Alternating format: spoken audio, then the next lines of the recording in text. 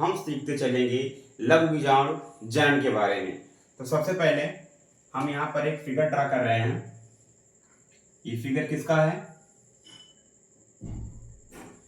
ये फिगर है हमारा किसका? पुमंग का। किसका है? पुमंग का है। और यहाँ पर हम जो हमको दिख रहा है इसको बोलते हैं क्या? इसको बोलते हैं परागकोश। क्या बोलते हैं इसको? परागकोश। ये कितने पाली में होता है? ये 2 पाली में होता है। और प्रत्येक पाली में 2 लघु बीजाणु धानियां पाई जाती हैं। कितनी लघु बीजाणु धानियां पाई जाती हैं? 2 लघु बीजाणु धानियां पाई जाती हैं। और वैसे देखें तो टोटल जो लघु बीजाणु धानियां कितनी पाई जाती है हमारी? 1 2 3 4 लघु बीजाणु धानियां पाई जाती हैं। अब इन्हीं लघु बीजाणु धानियों को हम एक यहाँ पर बनाएंगे। तो जो सबसे बाहरी परत होती है उसको क्या बोलते हैं? बाह्य त्वचा बोलते हैं। क्या बोलते हैं इसको? बाह्य त्वचा बोलते हैं। बाह्य त्वचा बोलते हैं। क्या बोलते हैं? बाह्य त्वचा बोलते हैं। और उसके नीचे जो एक रेशेदार संरचना हमको दिखाई दे रही है यहाँ पर कुछ इस तरह, इसको क्या बोलते हैं? इसको बोलते हैं एंडोथेसियम। क्या बोलते हैं? एंडोथेसियम। यहाँ पर और एक परत और पाई जाएगी इसके नीचे, और उसके नीचे हमारा एक बड़ी कोशिकाओं की परत पाई जाएगी। उन परत को बोलते हैं हम टेपिटम। क्या बोलते हैं? टेपिटम बोलते हैं। अब उसके नीचे उसकी जो लगी हुई एकदम जो लगी हुई कोशिकाएं होती हैं, इन कोशिकाओं को बोलते हैं लघु बीजाणु मात्र कोशिकाएं।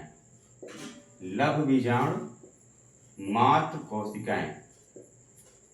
यह क्या बोलते हैं इसको? लघु बीजाणु मात्र कोशिकाएं। लघु बीजाणु मात्र कोशिकाएं। अब ये कैसे होती है? ये द्विगुणित होती हैं। तो यहां पर अब हम पढ़ने जा रहे हैं लघु बीजाणु जनन। देखो लघु बीजाणु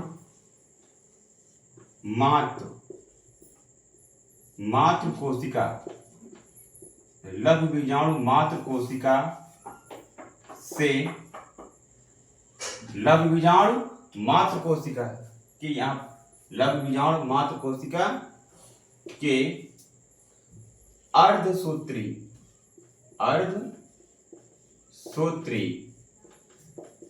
विभाजन के फलस्वरूप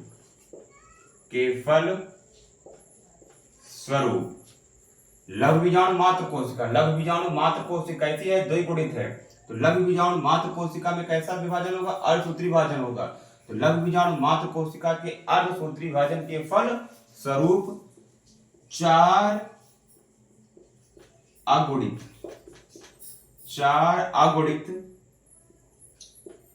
लघु बीजाणुओं का बनना या निर्माण होना ही लघु बीजाणु जनन कहते हैं। क्या कहते हैं? लघु बीजाणु जनन कहते हैं। अब होगा कैसे? यहां पर हमारे क्या है? लघु बीजाणु मात्र कोशिका है। तो लघु बीजाणु मात्र कोशिकाओं को हमने एक लिया, उसके बाद इनमें क्या हो गई? होती है द्विगुणित। अब इनमें क्या होगा? इनमें होगा कोशिका विभाजन।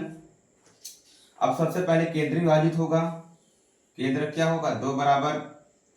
तो केंद्र क्या होगा? ये 2 भागों में टूट जाएगा। उसके बाद में ये 2 कोशिकाएं हमारी यहाँ पर बन जाएंगी। अब 2 कोशिकाओं में फिर क्या होगा? फिर उनके केंद्र विभाजन होंगे।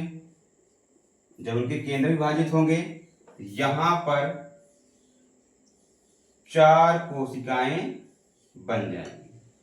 यहाँ पर कितनी कोशिकाएं बनेगी?